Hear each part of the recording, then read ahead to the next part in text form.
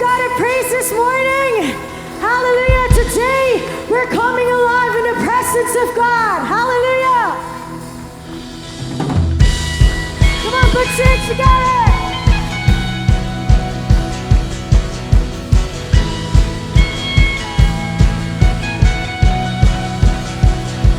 It's always like springtime with you, making all things new.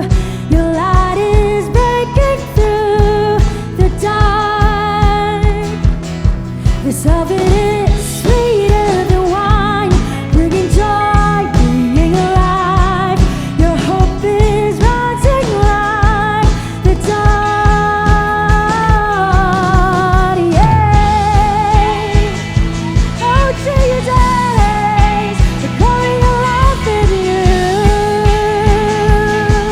Come on, let's sing it one more time. It's always like springtime with you, making all things new. Your light is breaking through the dark. This love it is sweeter than wine, bringing joy, bringing life. Your hope is rising like the dawn. Come on, sing. This is what you do. This is what you do.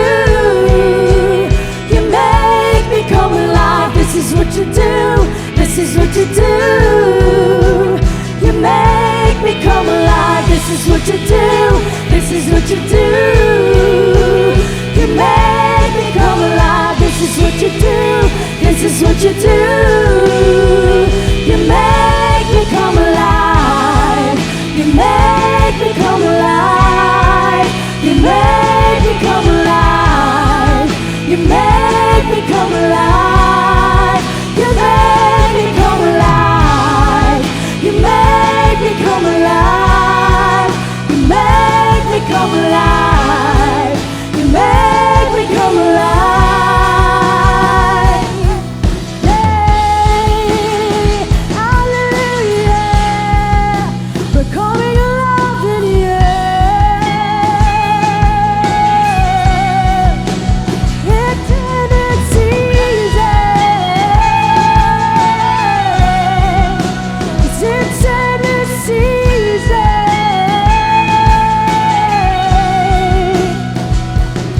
It's like I'm living for the first time. Yeah. Finally living for the first time. It's like I'm living for the first time. Finally living for the first time. It's like I'm living for the first time. Finally living for the first time. It's like I'm living for the first time. I'm finally living for the first time. Yeah. Hallelujah. Come on, church. You are free to dance and sing this morning. All for Jesus. 'Cause this is what you do. This is what you do. Oh, come alive. You make me come alive. This is what you do. This is what you do. You make me come alive. This is what you do. This is what you do. You make me come alive. This is what you do. This is what you do. You make me come alive. You make me come alive. You make me come alive. Yes, God. You make me come alive. You make us come alive. You make me come alive. You make me come alive. You make me come alive. You make me come alive. Hallelujah.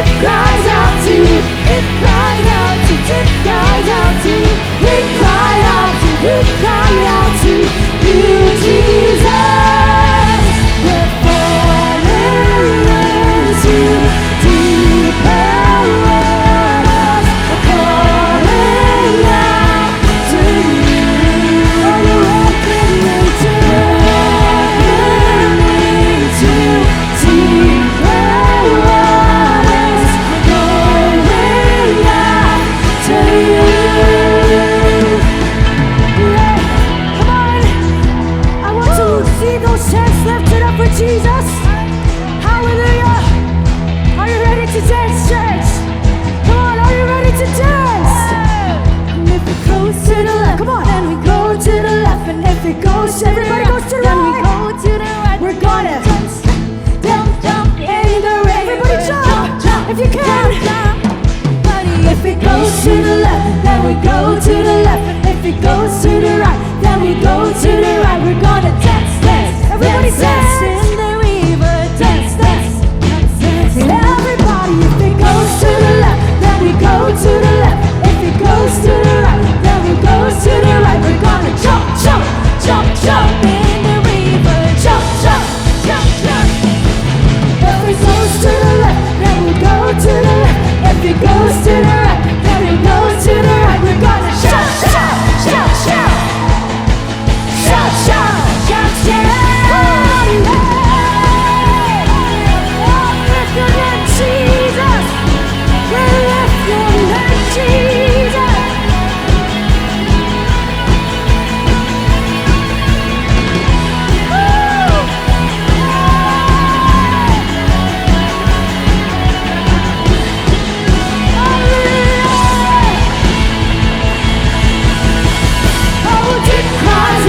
Deep cries out to you, deep cries out to, deep cries out to you. We cry out to, we cry out to you, Jesus.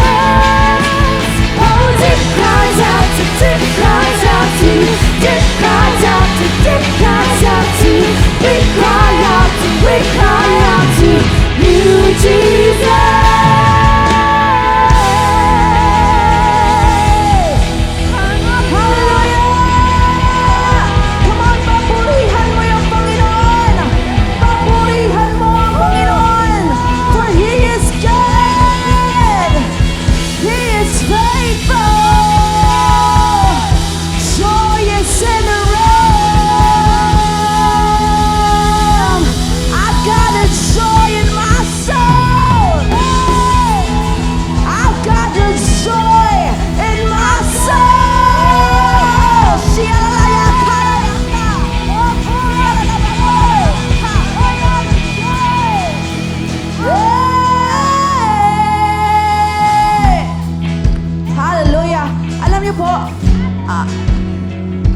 Today marks December 2023.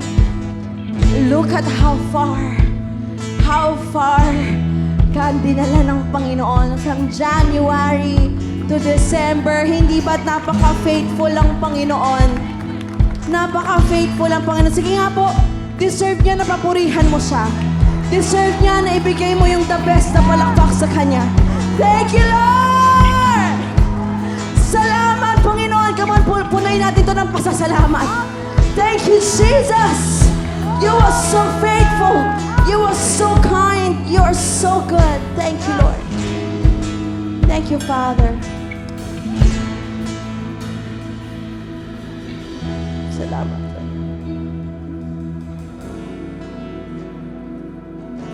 We are in awe, Lord, of how good and faithful you are. We are in awe, Lord. Even if we are unfaithful, you still remain faithful. Lord, kahit na anong nagawa namin, Panginoon, hindi ka nagbago sa amin. Salamat, Lord. And here we are, the whole The Rock City Church family, thanking you this morning. Sige pa po, isang malakas na palakpak sa Panginoon. Amen, amen. Sige pa po, you can do better than that. Jesus! Jesus! We give you glory at the count of 3. Pwede bang isagaw ang pangalan ng Panginoong Jesus? 1, 2, shout Jesus! 3, Jesus! Amen, amen! Thank you, Jesus! Hallelujah! Welcome to the Rock City Church. Pwede mo bang i-hi naman yung katabi mo, sabihin mo sa katabi mo, napakabuti ni Lord. Come on, yung taong nasa likod, kahit hindi mo siya kilala, sabihin mo, napakabuti ni Lord sa buhay mo.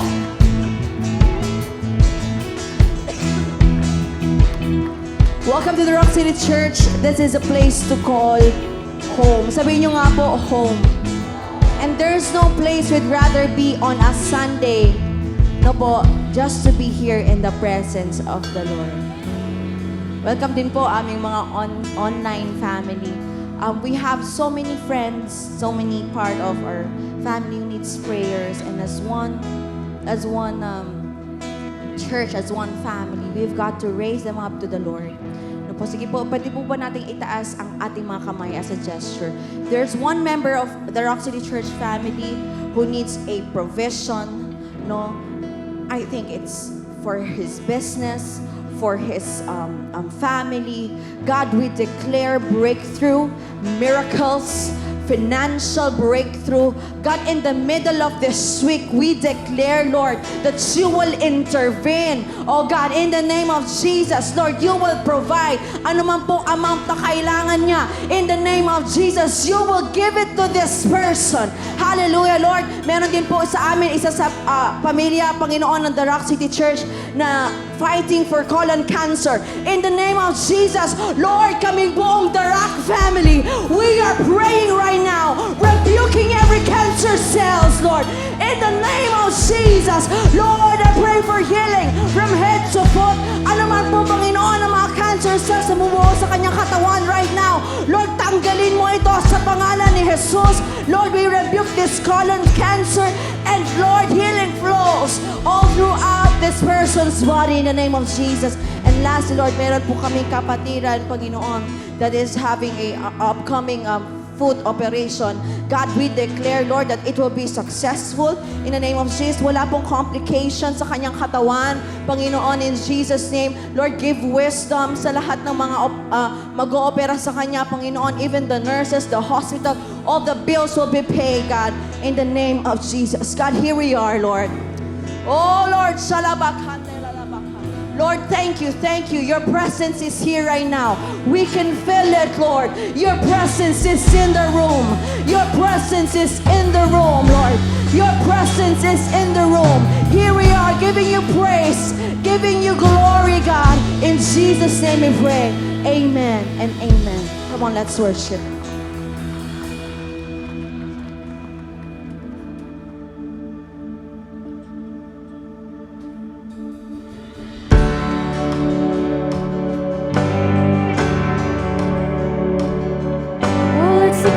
Faithfulness of God in our lives.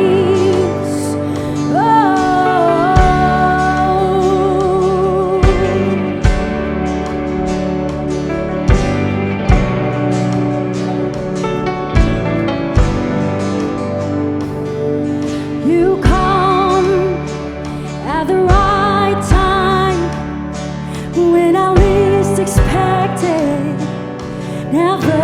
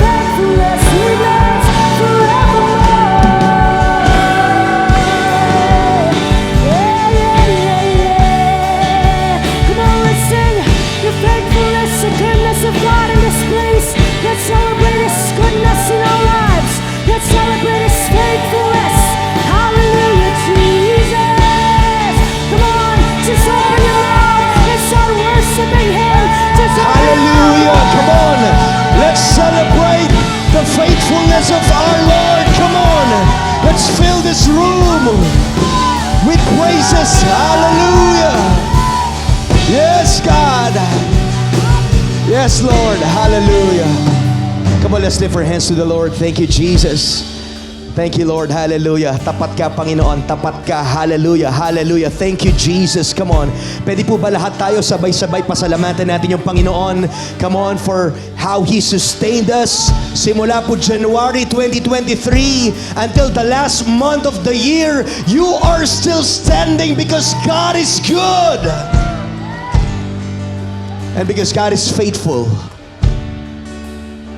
Sige, pasalamatan mo si Lord. Thank you, Jesus. Your faithfulness remains. Salamat po, Panginoon. Tapat ka para i-sustain mo kami.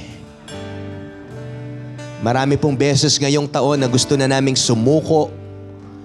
Yung iba po sa amin ay nahihirapan ng tumayo at ipagpatuloy pa po ang laban. But Lord, salamat na yung katapatan mo ay hindi po nakadepende kung gaano kami katapat sa iyo. Ikaw ay nananatiling tapat sa lahat ng panahon. That's why we praise you, God. We honor you, Lord, for who you are. And tulungan mo po kami how to respond to that goodness and faithfulness na pinapakita mo sa amin. God, thank you for your presence. Thank you for your nearness. And I pray, Lord, na patuloy mong ayusin, baguhin ang aming mga puso. And as we listen to your word, Father God, I pray na bawat isa po dito lalabas kami na ibang-iba. Hindi tulad kung paano kami pumasok, Lord God, because we believe that your word, oh God, will transform every hearts this morning, oh God. Salamat po, Panginoon. God, I pray for the spirit of wisdom and revelation, Panginoon, sa lugar pong ito. Thank you, God, you are here in this place. Thank you for your love. Thank you for who you are. We love you, God, and we worship you, oh God, in Jesus' name. Amen, amen, and amen. Come on po, malakas na palakpak, come on. Hallelujah. Sige po, bigay natin yung pinakamainam na palakpak na deserve ng Panginoon. Can we shout, thank you, Jesus?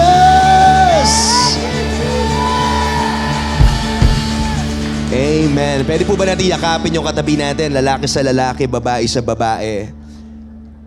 Come on, yakapin mo siya at sabihin mo, it's so good to see you this morning.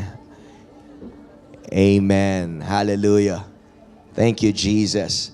Magandang umaga po sa bawat isa. Parang wala akong kausap. Hallelujah. Kala ko 7 o'clock service to. Mag-alas 12 na pala. Ba't parang inaantok pa yung bawat isa? Ulitin ko, magandang umaga po sa bawat isa. Amen. Hallelujah. Mag-unat-unat nga tayo, parang inaantok pa ata. Mas stretching nga tayo. Hallelujah. Natutokso po tuloy ako maglagay ng kape sa mga lahat ng papasok. Pwede po ba yon? Sino pong gusto nun? Hindi po. Ayokong umasa kayo sa kape lang. No? Ang Kristiyanong nakaasa lang sa kape para magising siya ay mahinang nilalang. Mahinang Kristiyano. May kape, wala. Nag-almusal ka o wala. Anumang sitwasyon mo, may problema o wala. Come on, dapat. Come on. Lagi kang buhay. Enthusiastic. Amen. So welcome po sa The Rock City Church, a place to call home. At bago po tayo pumunta sa salita ng Panginoon, gusto ko pong i-welcome lahat ng mga bisita natin who came here for the first time. Pakitaas po lahat ng kamay. Come on. Sige po, lahat po ng bisita natin. Wow, palakpakan po natin sila. If it's your first time, please po, pakitaas yung kamay nyo. And may mga lalapit po sa inyo from our guest experience team para po magbigay ng mga souvenirs, no? Hallelujah. And we're so glad that you are here. I pray na hindi po ito yung huli at una niyong pag-attend dito. We're looking forward na makasama po namin kayo every Sunday. Once again, palakpakan po natin sila. At kung meron man po tayong mga ngayon lang nakapanood sa ating online stream, welcome po sa The Rock City Church. So who's excited for the Word of God? Tingnan mo nga yung katabi mo, hanap ka ng 3 tao, sabihin mo, ready ka na ba sa Word ni Lord? Amen. Makikita mo sa response yan kung talagang ready na yan. Hallelujah. Amen. Alam niyo po, pray for me, dahil bago po ako tumayo dito ay pinag-pray ko kayo. At ipag-pray niyo rin po ako dahil meron ako mabigat na assignment ngayong umaga sa Panginoon. Intro pa lang, parang ano kaya yung word? Nakakakaba naman. Pero seriously po, I have an assignment sa Panginoon and I can feel na talagang gusto po tayong baguhin ng Panginoon, that every time we come here and we gather, we assemble, ay nais po ng Panginoon, lalabas tayo sa lugar na ito na mas lalo nating nagiging kawangis ang Panginoon. So I pray na yung word ni Lord will not just motivate you or will not just challenge you. I'm also here, yung salita ng Panginoon is God-breathed. Ibig po sabihin, hiningahan po ito ng Panginoon. At kung kailangan po nating ma-rebuke, ay tanggapin po natin to with all humility. Amen po ba? O, tinan mo yung katabi mo ulit, tanungin mo siya, ready ka na bang ma-rebuke sa word ni Lord? Parang maganda yun. No? Madalang mo na lang marinig yun ma-rebuke sa word ni Lord. Dahil kadalasan ng Kristiyano gusto laging blessing at mga bagay na nakakapagkiliti sa Kanya. Tama po ba? Manatili po tayo nakatayo. Let's open our Bibles to Hebrews chapter 5, verses 11 to 14. Hebrews chapter 5. Wala na po bang ilaw sa taas? Yan na po yung mga ilaw sa taas? Hindi po, sa taas po. Ayan, sige po. Siguro padagdag natin yan next Sunday para nakikita natin yung mga natutulog sa taas. Hebrews 5:11 to 14, sabi po dito,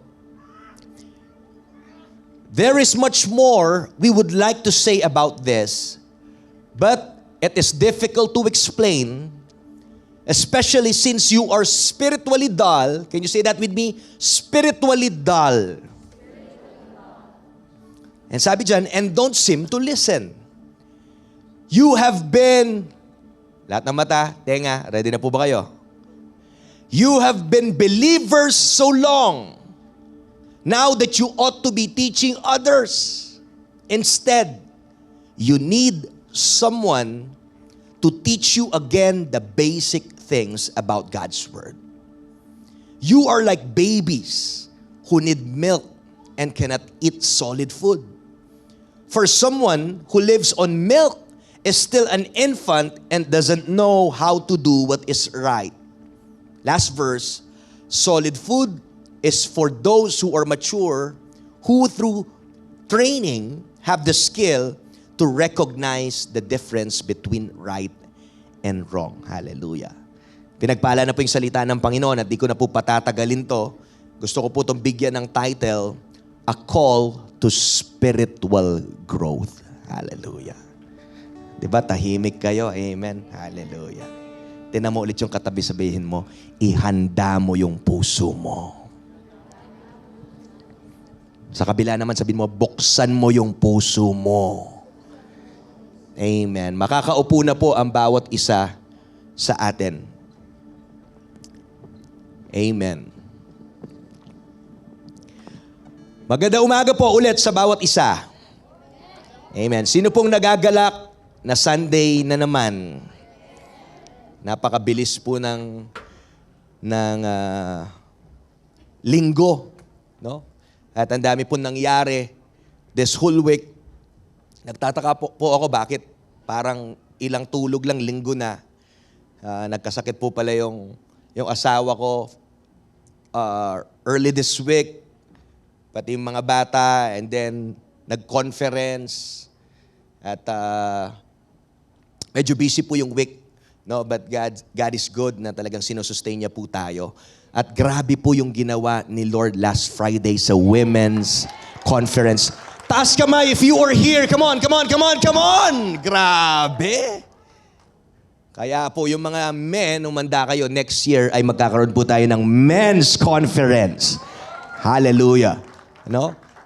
Kung ang taong ito ay, ang title po ng Women's Conference ay Women Arise.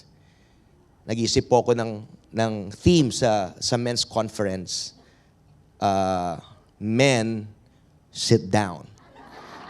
Dahil pag nakatayo na yung mga commander, uupo na ang mga lalaki.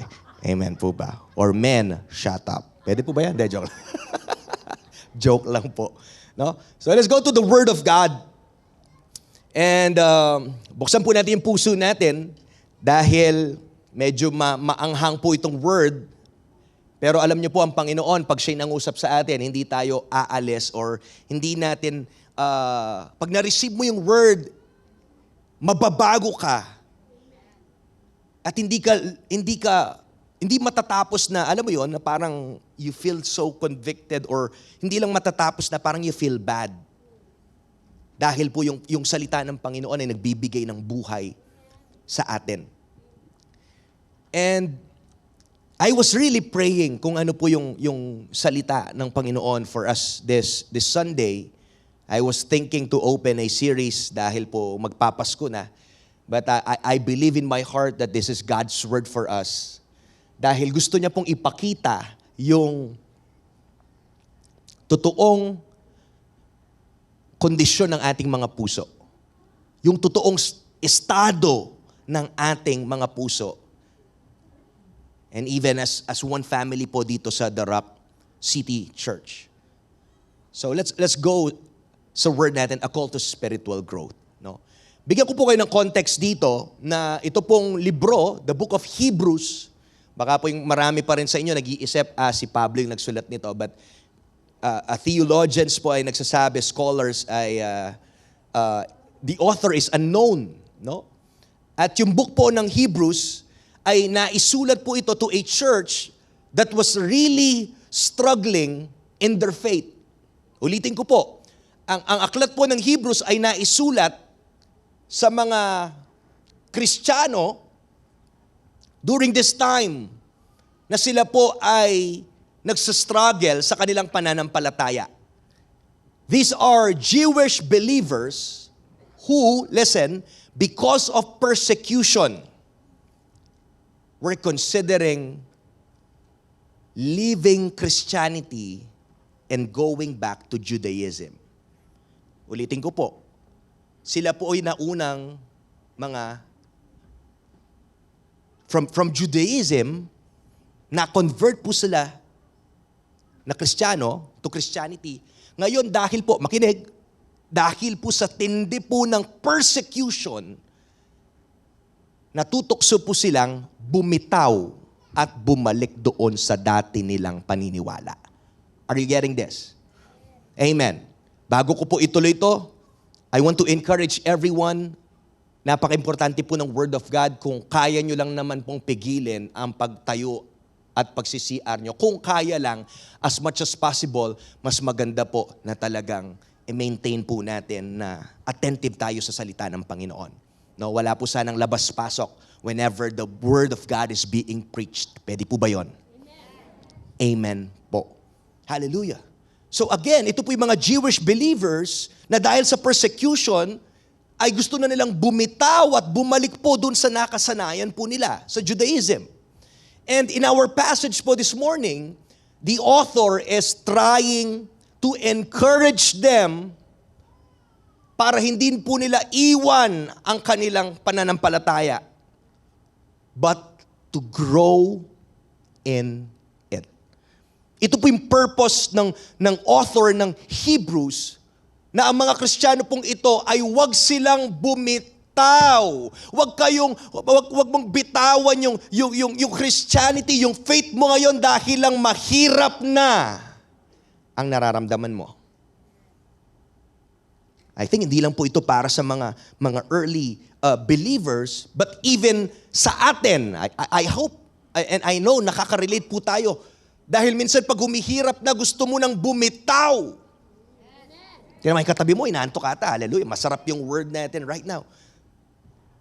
Pero in-encourage niya po, huwag kayong bumitaw. Kailangan yung lumago dyan sa inyong pananampalataya. Lahat po ng mata, lahat ng tenga dito po sa harapan. Alam niyo po ba, church, na kalooban ng Panginoon na lumago ka sa iyong pananampalataya? Ulitin ko po. Church, alam niyo po ba na kalooban ni Lord na lumago ka sa iyong pananampalataya? Look at this, church. God's will, God's plan, and God's aim for your life is that you would glorify Him by growing in spiritual maturity. Ito yung kalooban ng Panginoon sa buhay mo. Ito yung plano ng Panginoon sa buhay mo. Ito yung naisin ng Panginoon sa buhay mo na mag-glorify mo siya and ikaw ay lumago. You will grow in spiritual maturity. Say that with me, spiritual maturity. And napaka-lakas po, no? ng impression ng Panginoon na gusto niya po talagang ibaba sa atin ito at ipaintindi na kailangan po nating lumago sa ating buhay pananampalataya. And yet, nakakalungkot po na maraming Kristiyano, Pastor, ito pala yung will ni Lord. Hello? Makinig po. Hindi lang will ni Lord na maging Sunday goer ka. Hindi lang will ni Lord na what do you call this? Lagi kang nasa church. Hindi ito yung goal. Kung haharap ka lang pagdating ng Panginoon at sasabihin mo, Lord, wala akong absent sa church. That's not God's will for your life.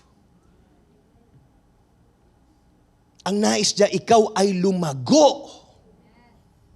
Kaya po naniniwala ko that there is a discipleship crisis in the church that has left many Christians with an immature faith. Nakakalungkot po. Lagi kong sinasabi to, ang goal natin ay hindi po ito mapuno. Praise God, kung mapuno po ito, makapagbukas pa po tayo ng isa pang service, gagawin po natin yon. Susunod at susunod po tayo sa Panginoon. Tama po ba? Pero alam niyo po, as your pastor, can I be honest with you? Pwede po bang i-allow na maging honest sa inyo ngayong umaga? Nakikita ko po na merong discipleship crisis sa church po natin. Bakit ko po ito nasabi? Makikita natin, chine-check ko po yung mga attendance niyan when it comes sa discipleship na process po natin. Meron tayong growth track para malaman mo yung DNA ng church. Meron tayong mga impact classes para lumago tayo. Pero alam nyo po, nilalangaw at mailan lang po yung nag-e-enroll. Medyo nakakalungkot pong realidad yon. I'm here to tell you yung buong counsel ng Panginoon at yung katotohanan. Hello? May crisis sa church.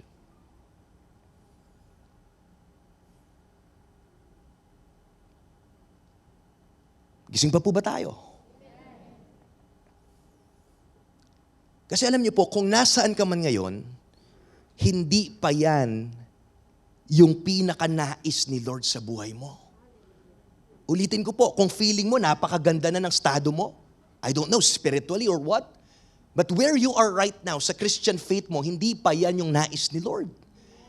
Gusto ka pa niyang dalhin from next level to next level to next level. Akala mo na i-enjoy mo na, pero sabi ni Lord, wait, there's more. Meron pa akong gustong pagdalahan sa'yo. Lord, ang tindi na nito. Meron pa at meron pa. Alam niyo po yung Panginoon, hindi naman matatapos, hindi mauubusan yung Panginoon. Pero madalas tayo po yung tumitigil. Tayo yung may ayaw. Tama po ba? Kaya po ngayong umaga, as we study Hebrews 5:11-14, I want to focus on spiritual maturity at sagutin po itong dalawang crucial na tanong. Una po, what is spiritual maturity? At pangalawa, how do you grow in it? Pastor, ang gandang topic nito. My assignment po ay maipaintindi po sa inyo yung word ng Panginoon so that tayo po ay lumago.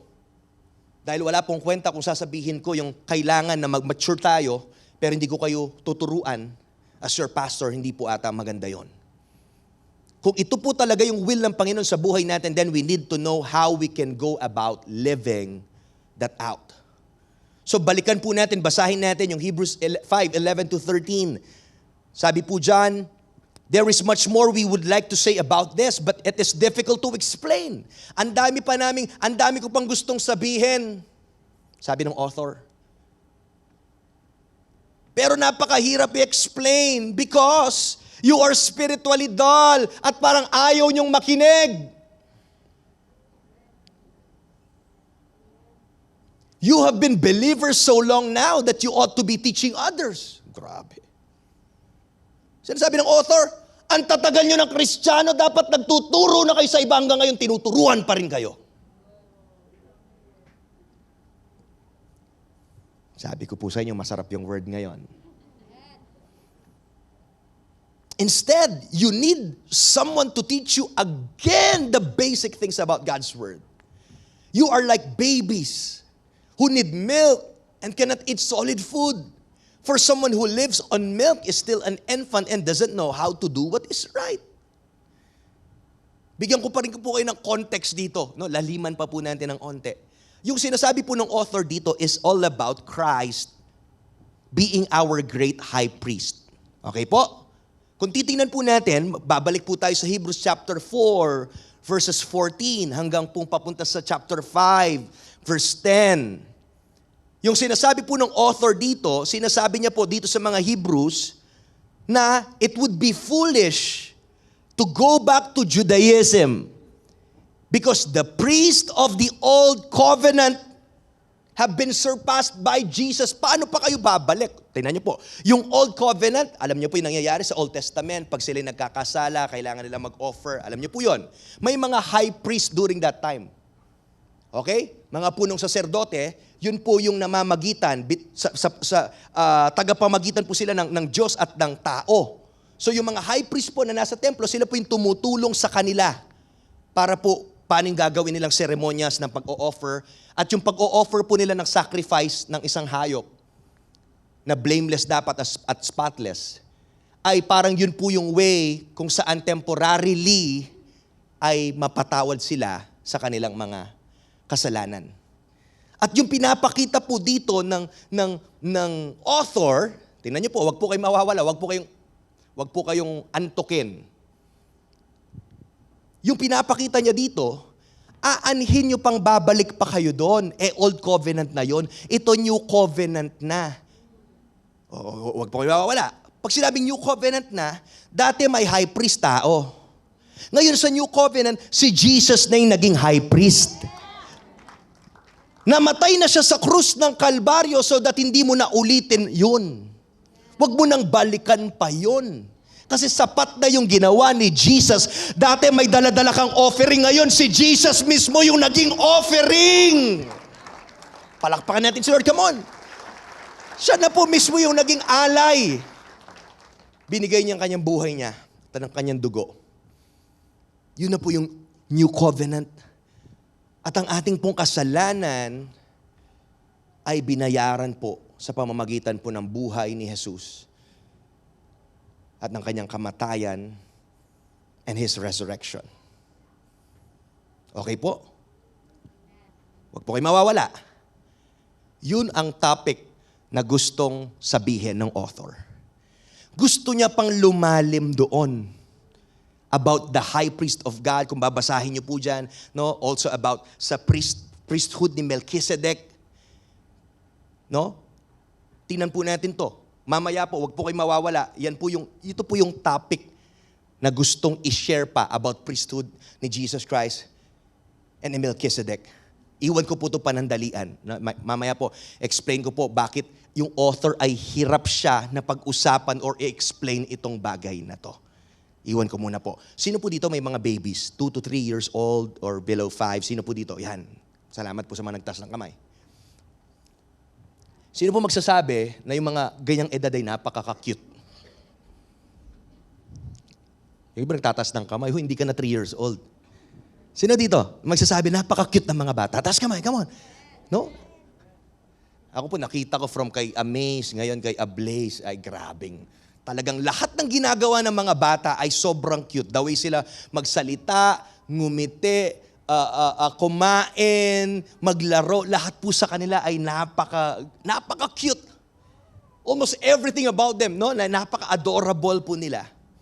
Pero po, habang lumalaki yung bata, may mga bagay po na ginagawa nila before na hindi na nila dinadala habang tumatanda po sila.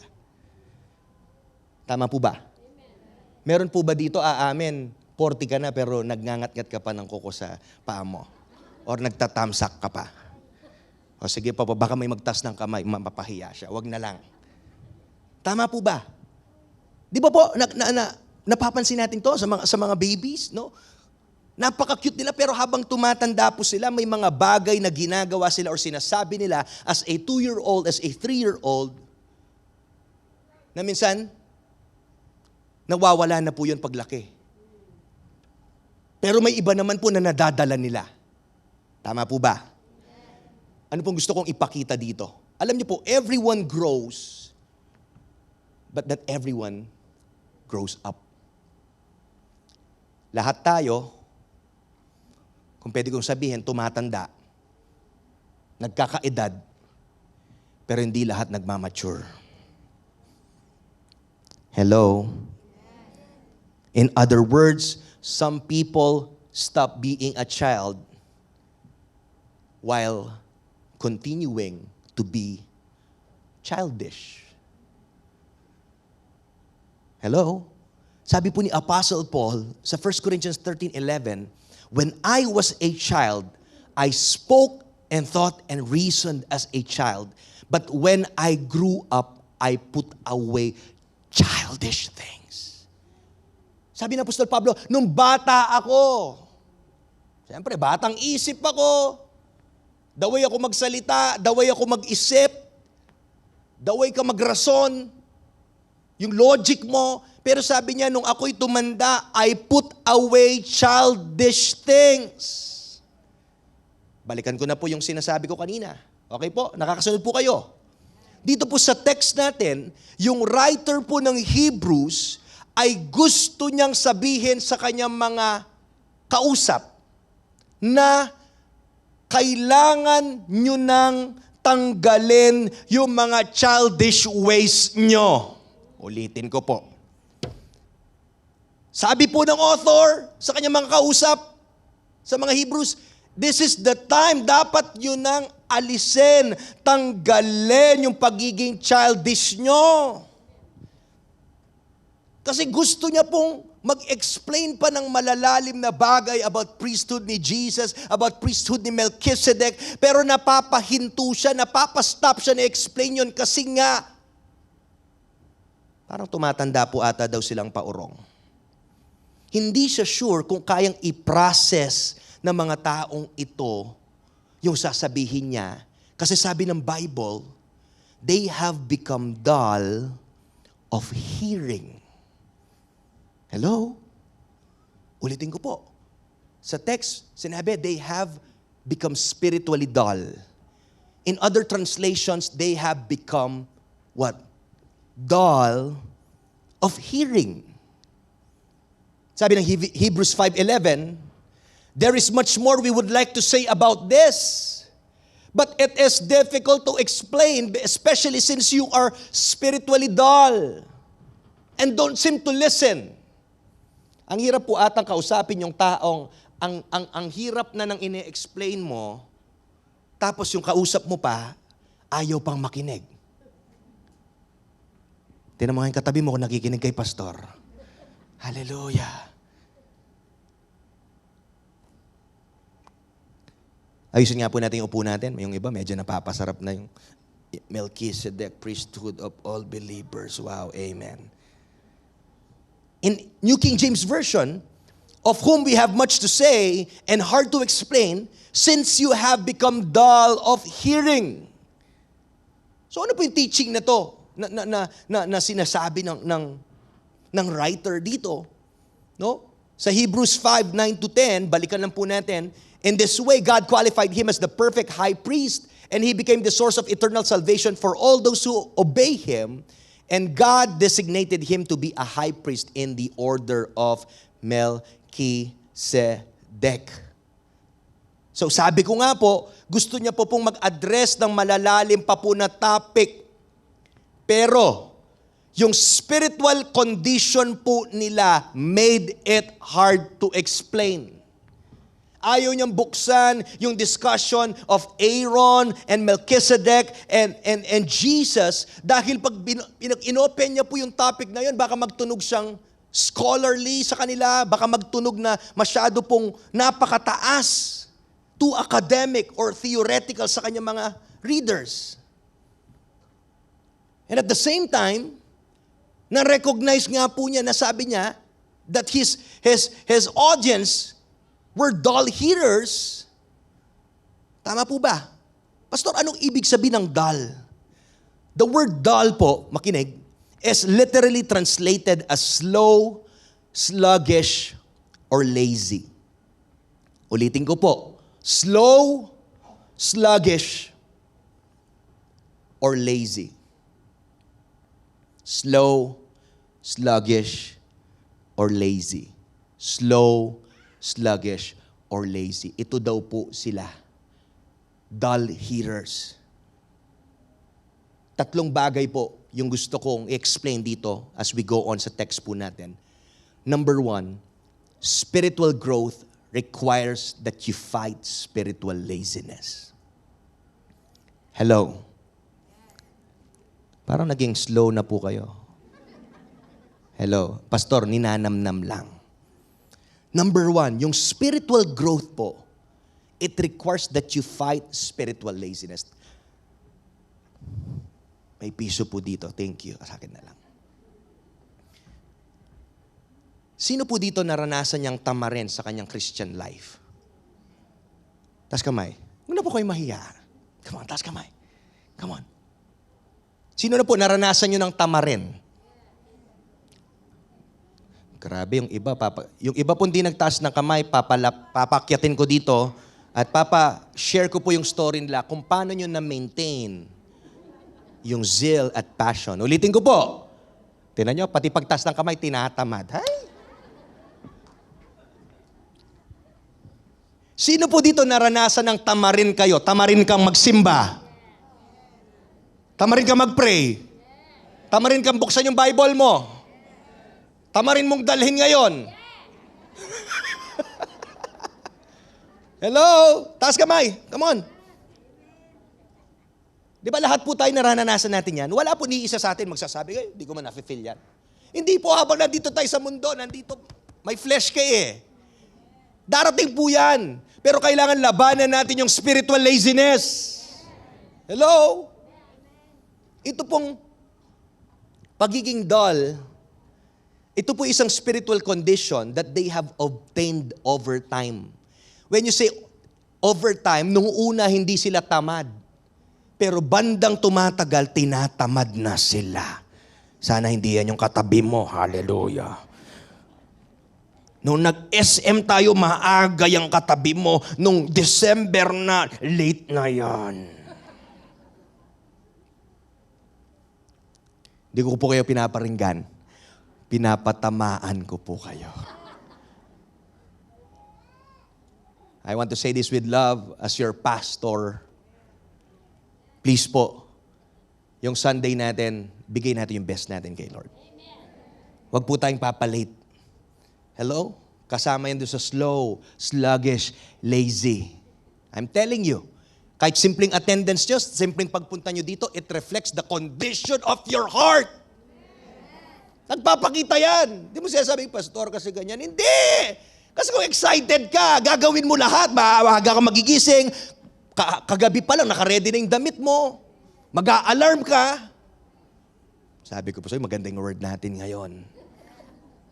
Hindi, totoo po. May gustong gawin si Lord sa atin. Gusto niyang ipakita yung kondisyon natin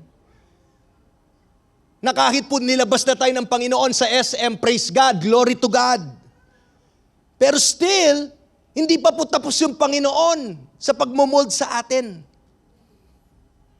Balikan po natin, itong mga taong to, na-receive po nila yung Word of God cheerfully at may humility sa kanilang puso. Pero ngayon, they have become dull of hearing. Yung dullness po can also be described, again, slowness, slothfulness, or numbness. Grabing numbness. Wala nang pakiramdam. Yung ibang Kristiyano, ang anghang na ng word, ang sakit na, dumudugo na yung katabi. Siya, walang pakialam. Numb. Patane. Alam mo yung pata? Wala nang pakiramdam. May rebuke o wala, pareho lang. Yan ang nakakalungkot at nakakatakot na kondisyon ng isang Kristiyano. Kasi dapat po yung word ni Lord, dapat nagigising ka, nabubuhayan ka. Hindi ka lalabas sa lugar na ito na same pa rin kung paano ka pumasok. Tama po ba? So over a period of time, itong mga taong to, they have become numb. Dati attentive sila sa salita ng Panginoon, ngayon inattentive na sila. Hello? Dati excited sila makinig ng word, ngayon wala na silang interest para sa salita ng Panginoon. Gising pa po ba tayo? At ang isang Kristiyano, pag hindi, wala na po siyang excitement sa pakikinig ng salita ng Panginoon, meron na po siyang malalim na spiritual na problema. Look at this. Being dull of hearing is not a problem with the ears, but a problem with the heart. Pag ayaw mo nang makinig, at pag salita na ng Panginoon, wala ka ng interes, inaantok ka na, gusto mo nang umuwi, iniisip mo na saan ka nakakain after. Pag nanunod ka ng series, hindi ka nagugutom. Tapos yung preaching, wala man 1 hour. Gutom na gutom ka na. Hindi ko po kayo pinapatamaan. Pinaparinggan lang. Hello? Ang ganda po ata na saliksikin ni Lord yung puso natin ngayong umaga. Ang ganda po ata magkaroon ng open heart surgery right now. At yung great physician, through the word of God this morning, tanggalin niya lahat ng bara sa puso natin. Tanggalin niya lahat ng problema sa puso natin para dumalo yung dugo. At maging healthy po tayo. Yan po yung panalangin ko. Ngayong umaga, sa bawat isa sa atin, di po ako exempted. Lahat po tayo, we need this kind of word. Tama po ba? May problema sa puso itong mga taong to. Kaya yung writer of Hebrews, nagdadalawang isip man siya kung marireceive ba nila properly yung sasabihin niya. Because nakita niya, wala, numb na yung mga taong to eh. May spiritual lethargy. May lack of zeal. Alam niyo po, kailangan nating mag-pause for a while. Dahil po, the dullness usually comes first, then the desire to give up. Nagsa-start lang yan, nawawalan ka na ng gana, wala ka ng pakialam kahit nalilate ka. Hello? Nag-start lang yan dun sa dullness, wala ng excitement. Hanggang bandang huli, makikita mo yung sarili mo, wala ka na sa pananampalataya.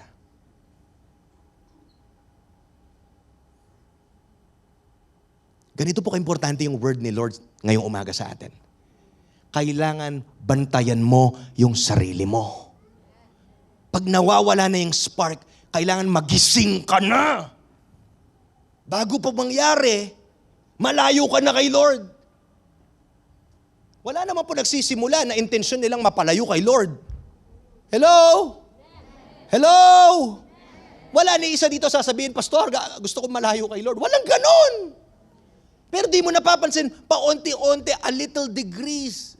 1 degree.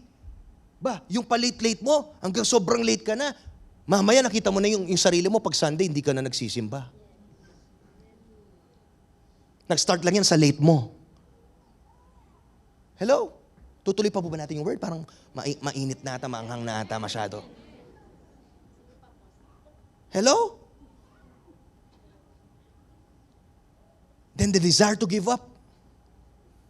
When the Word of God starts to seem dull, we should regard this church as a serious warning sign. Parang po sa sasakyan, makikita mo, nag-a-alarm na, lumalabas na yung mga warning signs sa dashboard mo. Tama po ba? Ganon din po yan. Bantayan mo yung sarili mo. Ganda ng word natin.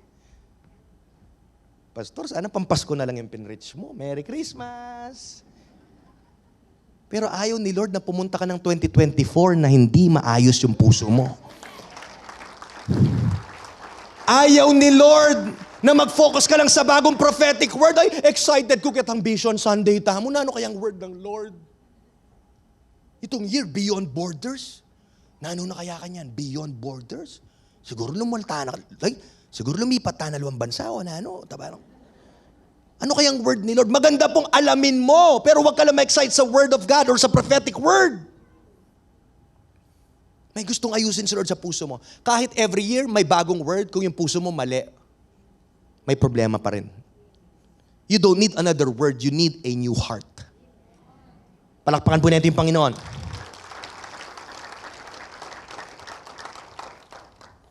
So in this passage po, balikan po natin, what the author is saying is that he wants the Hebrews to have an earnestness. An eager effort. Magkaroon sila ng diligence to keep following Jesus. Kaya sabi niya, ang daming persecution. Ngayon dahil sa persecution, nahihirapan sila. Gusto nilang bumalik. Gusto nilang bumitaw. At sabi niya, wag yan yung gawin nyo. Magkaroon sipagan nyo pa sa pagsunod kay Kristo. Mag-effort pa kayo. Hello? Ilan po dito nag-e-effort? Nakakalungkot, baka mas nag-e-effort ka pa sa physical mong katawan, sa spiritual mo, payat na payat na. Baka meron po dito, ang sipag mong pumunta sa gym, gusto mo yung physique mo talaga. Pag nakatingga sa salamin talaga. Mas concerned ka dun sa itsura mo. Try mo kayang silipin yung spiritual life mo. Concerned ka rin ba? Hello? Hello? Mas eager, wag po sanang mas eager tayo sa mga bagay dito sa mundo. Wala pong masamang mag-gym or what. Okay po yan for our health. Pero wag sanang mas eager ka dun sa mga ibang bagay. Kaya po sa spiritual life mo, dapat po balance lahat pong yan ay pagtulungan po natin. Magkaroon tayo ng earnestness, magkaroon ng zeal, ng care, ng urgency sa pagsunod po natin sa Panginoon. Kasi nakakalungkot po pag nawalan tayo ng urgency, ng zeal, ng earnestness. Magigising ka na lang one day, napakalayo mo na sa Panginoon at baka makita mo yung sarili mo, di ka na sumusunod sa Panginoon. Ito po mga audience, dito mga hearers, dito po sa Hebrews, dahil inalaw po nila yung sarili nila na maging dull of hearing. And at dahil po sa lack of urgency nila na isa pamuhay ang kanilang pananampalataya, alam niyo po, may matindi pong nangyayari sa kanilang spiritual growth. Lahat po ng mata dito, tingin. Hindi lang sila nagstay. Di ba po, makinig, tingnan niyo po, gusto ng Panginoon, nagle-level up tayo. At itong mga taong to, hindi lang sila nagstay sa level nila, hindi sila nagplateau. Alam niyo nakakalungkot? Tanong niyo po kung ano. Ano? Sabihin niyo. Hindi lang po sila nagstay, but they went backwards. Nag-regress sila. Hello? Dahil nag-stop po sila in making any effort para lumago po sila sa kanilang pananampalataya. Sila po ay nag-regress in spiritual maturity. At sila po ay naging spiritual children. Grabe. Hebrews 5 verse 12. You have been believers so long, now that you ought to be teaching others. Hello? Ang tatagal nyo ng Kristiyano? Dapat nagtuturo na kayo ng iba. Pero hanggang ngayon, bakit tinuturuan pa rin kayo ng mga pang-elementary? Ba't hanggang ngayon nag-ABC ka pa rin? You are like babies who need milk and cannot eat solid food. Hello? Tama po ba? By now, parang sinasabi po ng author dito, ang tagal nyo na eh. Kayo na dapat yung nagtuturo sa mga bagong Kristiyano about sa kanilang pananampalataya at pinapakita nyo paano yan. Makinig po, kaya sinasabi ko, makinig lahat ng mata, kaya sinasabi ko may discipleship crisis sa church natin. Kasi sa nakikita ko, dapat po yung mga matagal ng Kristiyano dito, yung role nyo is ipakita sa mga batang Kristiyano, sa mga new converts dito, ganito. Parang sinasabi ni Pablo, imitate me as I imitate Christ. Parang sinasabi dapat, tayo po, may kaakibat ka na isang bata, makinig, ganito mag-pray, ganito mag-devotion, ganito mag-share ng gospel. Tingnan mo ko, bantayan mo kung paano ko ginagawa to. Gawin mo rin ito. Ganyan po dapat. Pero nakakalungkot, maraming Kristiyano. Magpapatanggap lang, sana pa yung pastor. Pastor, nandito po yung mga kapamilya ko. Pwede po kayong pumunta. Patanggapin po natin sila. Kailangan mo pa ako. Kawawa naman si pastor. Alam niyo po, may pastoral care tayo. Nung kamakailan lang po, ang dami kong may mga funeral service kami. Nandito po talaga kami. May mga kasal, no? Pero yung sinasabi ko po, balance po, huwag kayong masaktan. Hindi ko po, baka isipin nyo, as much as we're willing to be available sa bawat isa. Pero yung sinasabi ko po, yung ganong bagay na ginamit ka ni Lord, kaya nga nag-church ka, kaya nga nandito ka. Ano to? Hindi to panonood ng sine or pagpunta lang every Sunday. Kaya ka nandito ay tinitrain ka for righteousness. Kaya ka nandito, hindi para manood. Nagte-training tayo. Para hindi mo na kailangan si pastor. Imagine, kapamilya mo yan. Ikaw yung matagal ng Kristiyano, 10 years ka na. Ang sa may pastor. Hindi ka marunong magpatanggap kay Lord. Pastor, may sakit po sa ano namin, pwedeng pumunta po kayo. Okay lang naman pag-pray natin yan. Pero hindi mo kayang unat kamay mo, hindi mo kaya mag-declare ng healing. Hello? Yan po yung tinatanggal natin. Kasi po dati sa traditional church, si pastor lahat eh. Si pastor naglilinis, si pastor naglalagay ng upuan, si pastor nagpapakanta. Si pastor lahat. Si pastor lahat yung pinakamasipag, number 1 sa Bible study, ikot yan. Kaya mga pastor noon, kawawa, ang papayat. Kasi si pastor lahat eh. Si pastor nasa harap, siya yung Superman. Lahat po ng alipores nasa likod, nakatago. Pastor, ako mag-pray. Sige, kaya na, pastor, ikaw na mag-pray. Hindi yan yung design ng church. Ang design po, kami as your pastor ay nandito kami to equip you, to train you so that yung hahayo, kayo. Hindi ko po kayang gawin lahat ng trabaho ng church. Kaya kayo nandito. Imagine kayo lahat tatayo pagtutulungan natin yung pinapagawa ni Lord. E di ang ganda po ng church. Hello? Tingnan mo yung katabi mo kung duguan na. Tama po ba? Ganun na dapat sila pero unskilled pa sila. Spiritually immature pa sila. Hindi pa nila alam i-handle yung word of God. Kaya sabi dyan, you ought to be teaching others. Alam niyo po ba, in a sense, lahat ng mata dito, dapat po bawat Kristiyano should be a teacher. Hindi ko po sinasabing mag-enroll kayo, mag-eduk kayo. Dapat maging license muna kayo, LPT kayo. Congrats po sa mga pumasang mga LPT natin dito. Alam niyo po, every Christian should be a teacher. Pag sinabing teacher tayo in a way na tinutulungan natin ang iba kung paano mamuhay bilang isang Kristiyano. At wala tayong excuse. Kaya nga may mga training eh. Kaya nga may growth track. Kaya nga may mga impact classes tayo. At maraming Kristiyano, busy la kita, busy la Kenny, alalang oras.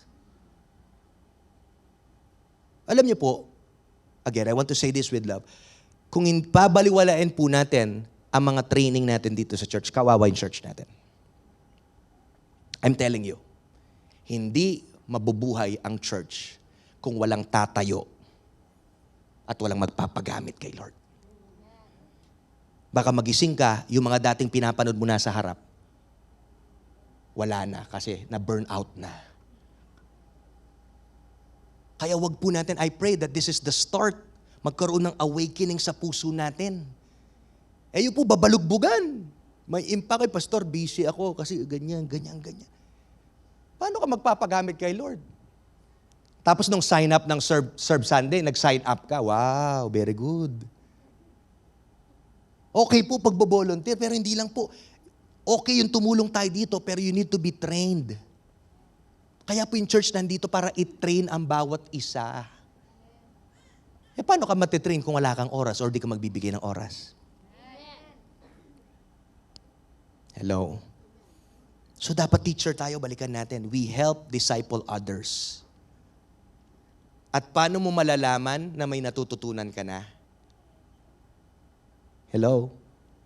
Alam niyo po, the teaching is the final step of learning. Alam mong may natututunan kasi kaya mo nang ituro sa iba. Tama? Kaya nga po may mga demo sa mga school, di ba? May return demo or what, di ba? Tinuro ni teacher, mamaya ikaw gagawa. Pag nagawa mo, ibig sabihin, nakuha mo siya. Naintindihan mo siya. Maraming Kristiyano takot mag-pray. Ela mag-pray, ben na chula makdo, chula Jollibee kere, ela mag-pray. Eh hanggang ngayon, ang tagal, nanunood lang eh. Hindi ka tinawag ni Lord para manood, tinawag ka ni Lord para sumabak. Na-enjoy niyo po ba yung word? Teaching is the final step of learning. Pero again, nakakalungkot po, hindi sila skilled in following Jesus and living according sa salita po ng Panginoon. They're still trying to figure out how to take God's word at apply po nila to sa buhay po nila. Naintindihan ko po, nung una kang naligtas, considered ka pa pong newborn infant nun. Para po yung bata, di ba? Tulad po ni Ablaze ngayon, no? Malapit na po siya maglakad. Pero nag-start lang yan, pagapang-gapang, nagtatami-tami, pag-ganyan-ganyan. Tapos magro-roll over, mamaya gagapag na, mamaya after ng gapang, tumatry ng tumayo.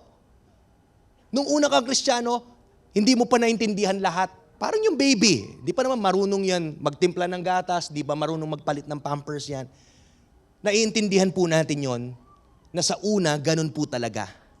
Pero hindi pwede na 5 years old ka na, 10 years old, 20 years old ka na, nakapampers ka pa rin, humihingi ka pa rin ng gatas sa nanay mo.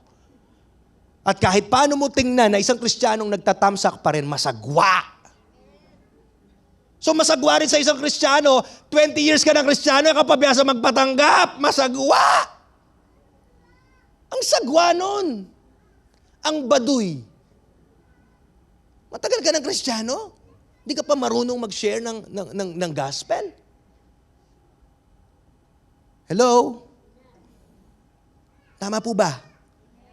Kaya po dapat lumalago po tayo. Tinamay katabi mo, sabihin mo, okay ka pa dyan. Pangalawa po, number 1 pa lang po pala ako. Pangalawa po, spiritual growth requires that you feed on God's Word. Gusto mong lumago, kapatid, then you need to feed on God's Word. Hebrews 5 verse 12. Sabi po dyan, instead, you need someone to teach you again the basic things about God's Word. You are like babies who need milk and cannot eat solid food. Di ba po sa ating mga anak, kung gusto po natin silang lumago or mag-grow, maging strong, then kailangan po natin silang bigyan ng good diet.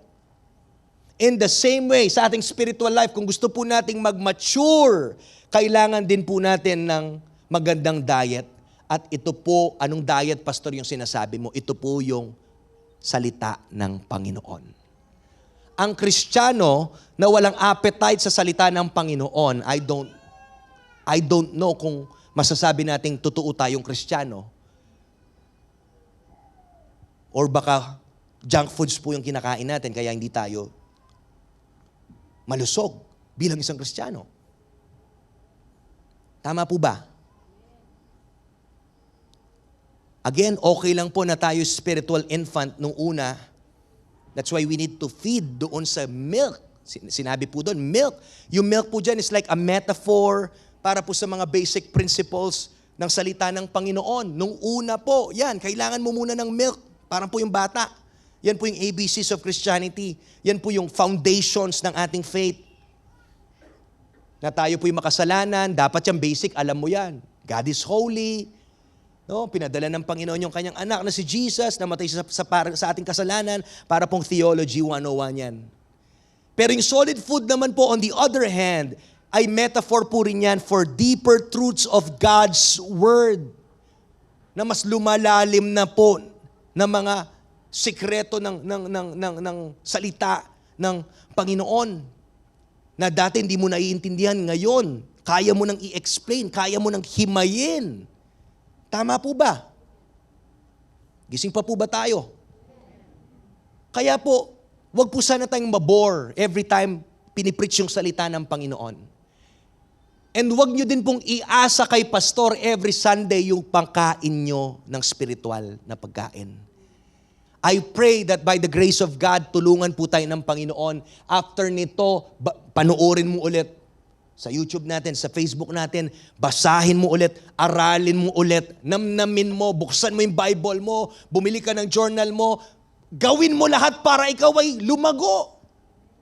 Huwag mong iasa fully sa church.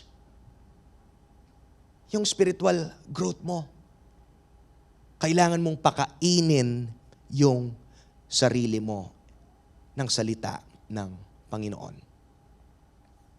Tama po ba?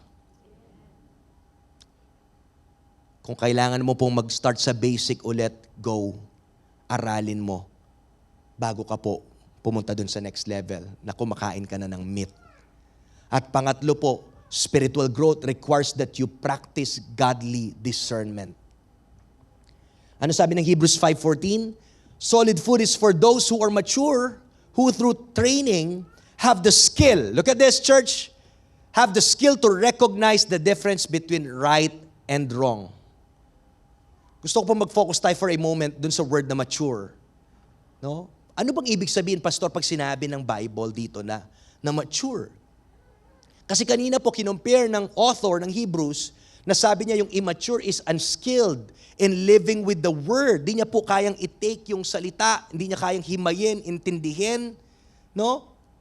So, kabaliktaran, part of being mature is that we are skilled or trained to know God's word and live it out. Hello?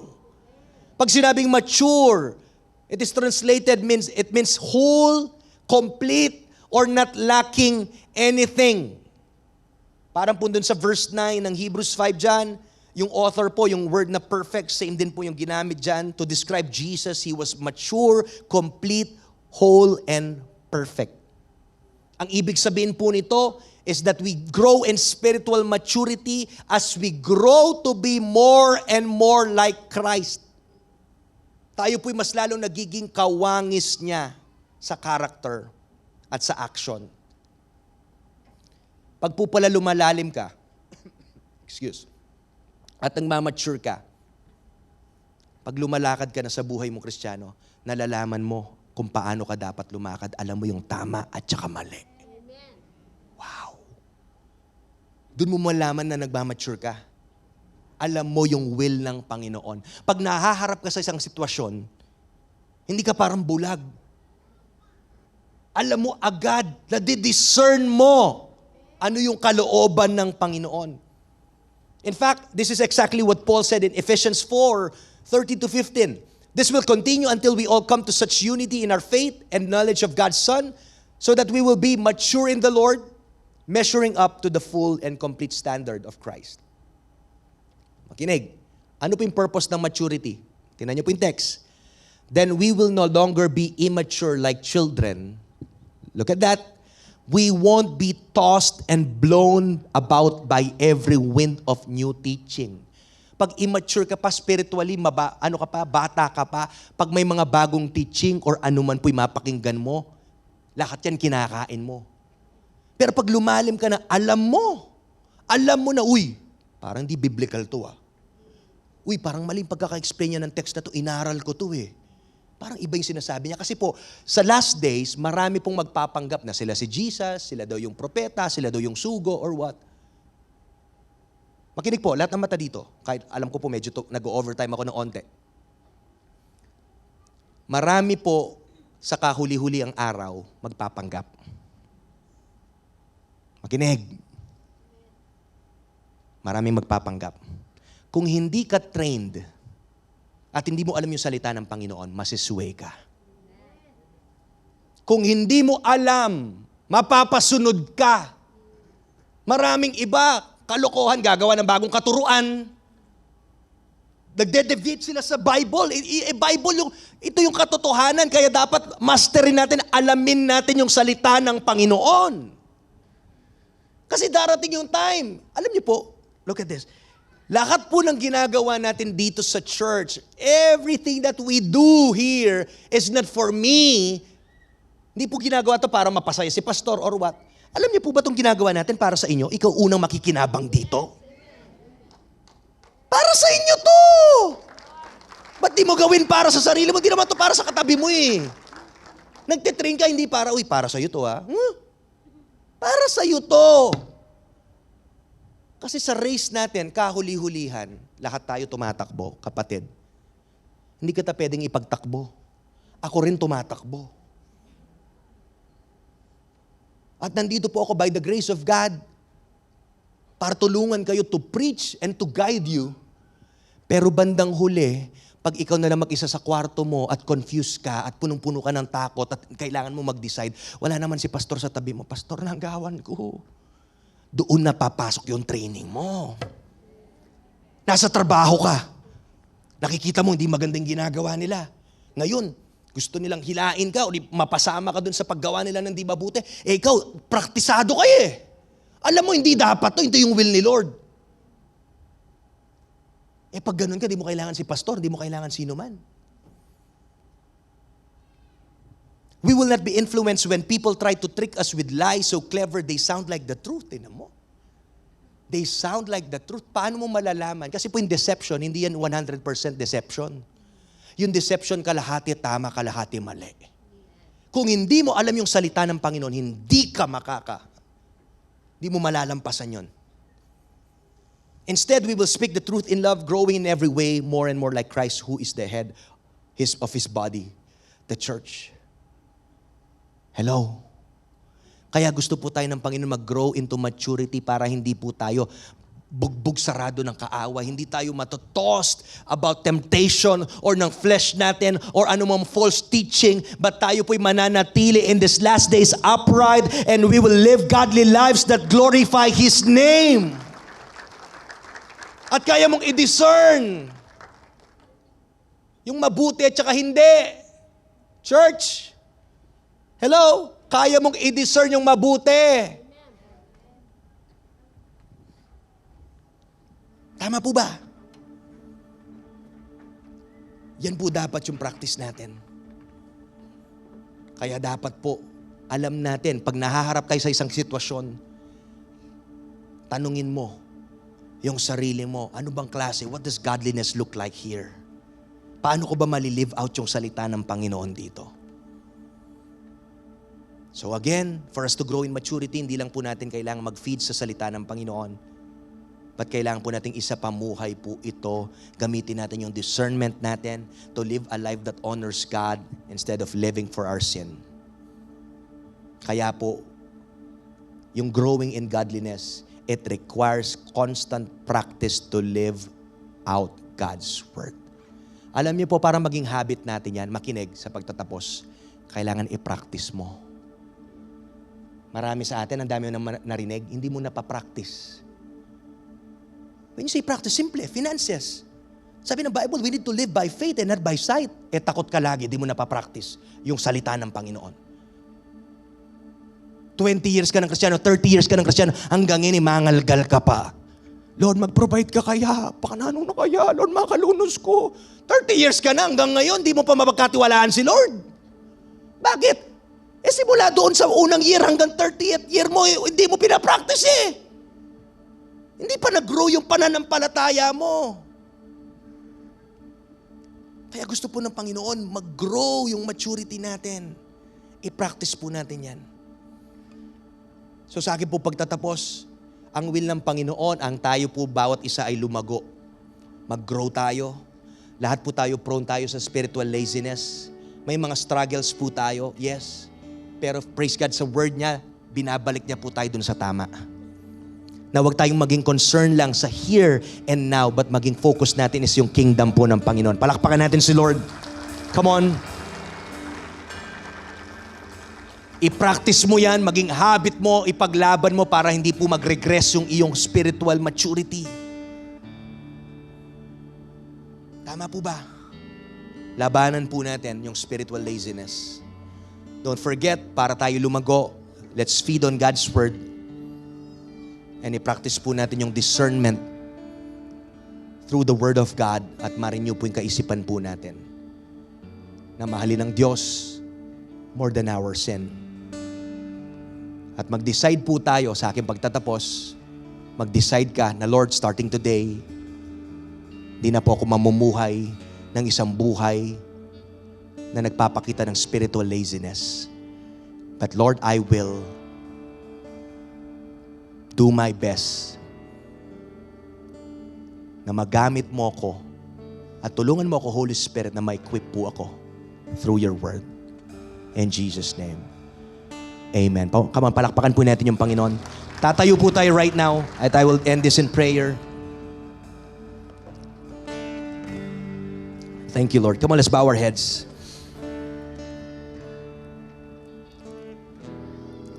Kapatid, again, ang kalooban ni Lord, come on, just bow your heads, ay ikaw ay maging spiritually mature. At nakikita yan ng Panginoon right now. Hingin mo yung desire na yan sa Panginoon. Come on, church. Hingin mo yan. I'm giving you time. You can pray for this. Lord, gusto kong lumalim sa aking faith in Jesus' name. Ayoko magstay as a spiritual child, Lord God. Ayoko magstay as immature, God. Starting today, God, tulungan mo ko, Holy Spirit, na maisapamuhay po ito, Lord. Bigyan mo ako ng desire na lumalim pa po ako. Buksan ang Bible ko, aralin ang iyong mga salita, mahalin ang iyong mga salita, at i-apply po ito sa aking buhay. Lord, salamat po for your word. Salamat, Panginoon, na rebuke man kami, pero lalabas kami stronger than before. Lalabas kami wiser than before. Hallelujah. Lalabas kami na transform, oh God, to the image of your Son, Jesus Christ. Salamat po for your word. And I pray, Lord God, that this whole family of the Rock City Church ay lalakad ng may karunungan at Lord, magmamature po kami. Lord God, bawat araw sa pangalan ni Jesus. Amen and amen. Once again, palakpakan po natin yung Panginoon. Thank you, Jesus. Sige po, malakas na palakpak.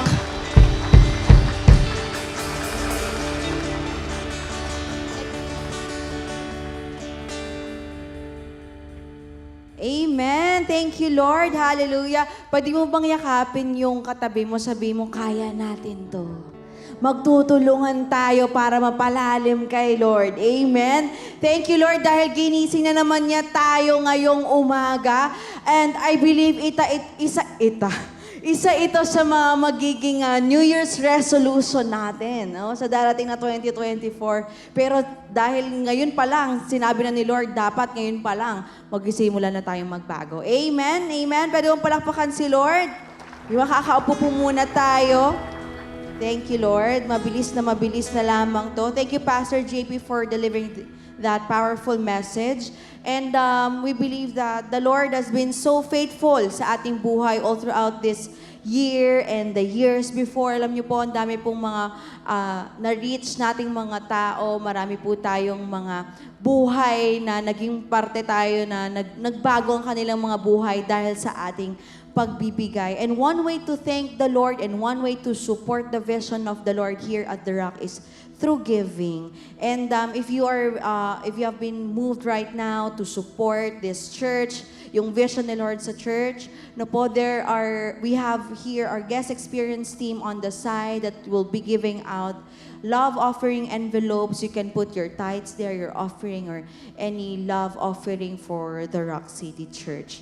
We believe here that giving is an honor. So kung gusto niyo naman po ay cashless transaction, we have here sa ating screen. All right. Thank you, Lord. Sige po. Ayan. While waiting, I want to pray for you. Let's close our eyes. Lord, maraming salamat that you are the giver of everything that we have right now, Lord God. And I pray, Lord, that everyone here in the room will be faithful to give also back to you all the glory and praise through our giving. God, I pray that you will bless the finances of the Rock City Church family. Lord, gusto namin yung nag-uumapaw, yung sobra-sobra, Lord, na ma-overflow po ang mga finances namin so that we could bring it back here, offering it to you, Lord, sa aming church. Lord, we thank you and salamat, Panginoon. You bless everything that we will do, Lord God, the work of our hands, the business that we have, Lord God, for your glory alone in Jesus' name. Amen and amen. Palakpakan niyo po si Lord. Thank you, Lord. Ayan po, sa mga hindi pa po, wala pa pong love offering envelope, meron pong mga guest experience, itaas nyo lang po ang inyong mga kamay and you can drop that outside the cinema sa ating giving area. Amen. Sino po dito ulit ang ating mga first-timers? Mga first time, taas po ang mga kamay. Ayan, later po, Pastor JP wants to meet you here on the side. You can go here po. Just a couple of minutes just to welcome you. And for those of you who are needing of prayer, we have a prayer team on the left side of the cinema. And if you want to be prayed for, may mga gusto kayong pag-pray. No mga pinag-pray namin, nakapasa sila sa mga board exam nila. Thank you, Lord. Marami pong mga answered prayers. Ayan. So, punta lang po kayo dito on the left side. Anything that you want to be prayed for, nandito lang po ang The Rock family. Ayan. So, for our announcement, next week is our Volunteer Appreciation Sunday! Amen! Serve team pala yan. Serve Team Appreciation Sunday. The Rock Serve Team is what we call po sa ating mga volunteers sa ating church. Lahat ng volunteers, itaas ang kamay. Ayan! Okay. So, we want to appreciate all the volunteers here at The Rock po. Next week, ayan. So, at meron din po kaming darating na Christmas party next week para sa Serve Team. Kaya po kami ay kakatok sa inyong puso. Ayan. Meron ba kayong mga naka-ready? Pwede ba kayo naka-ready na Christmas song para magpamasko naman tayo sa ating The Rock family? Ayan, no? We will be handing out some offering, what you call that? Offering bags. Ayan. Ang mga volunteers po ay kakatok sa inyong puso dahil magkakaroon po kami ng Christmas party next week. And if you feel led to give for the volunteer to put seat, ibigay nyo na! Joke lang. Okay. Ayan, sige. Any happy song na lang. Ako na lang ang mga ngaroling. Ayan. So, gusto nating pasayahin ang ating mga volunteers. Kaya, let's go!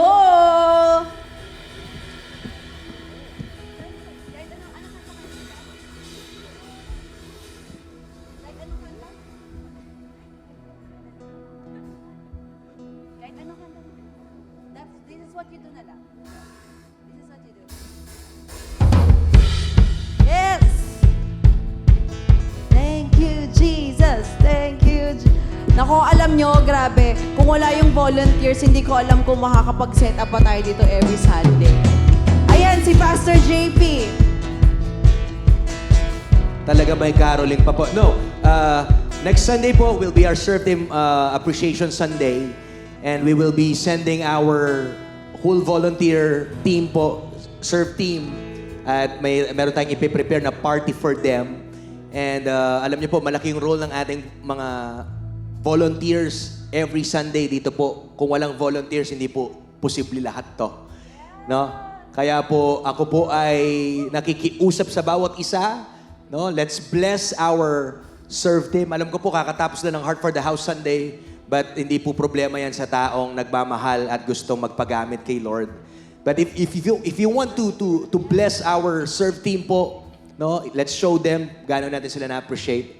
Then meron po mga baskets diyan na umiikot para po pandagdag natin sa party nila. At kahit bigyan lang natin sila ng tig sa 10,000. Amen. Maraming salamat po for your generosity. Thank you po, Pastor JP. Ayan.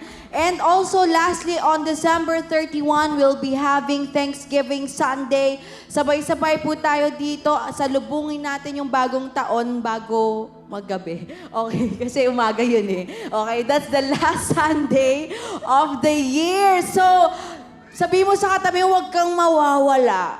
Okay? Huwag kang mawawala on December 31. Okay? Yun lamang po. And have a blessed week ahead of you. Thank you so much, The Rock family. God bless po.